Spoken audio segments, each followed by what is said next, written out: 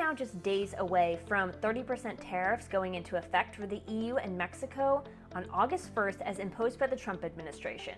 So what can the food and beverage industry expect in the coming months? Let's examine. Starting with a look at June's CPI numbers, if we look at the first round of tariffs that went into effect in April, we can see that consumers felt it by July as CPI rose from 2.3% to 2.7% in 2 months. So far, this is predominantly affecting apparel, appliances, toys, furniture and bedding, and staple grocery items such as coffee.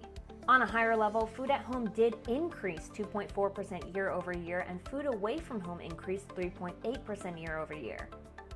What effect is this having on consumers? Well, despite price increases, consumer sentiment actually rose slightly from 60.7% in June to 61.8% in July. But it's important to keep in mind that it's still down nearly 7% year over year. According to findings from WalletHub, 71% of Americans fear that tariffs will hurt their bank account balance.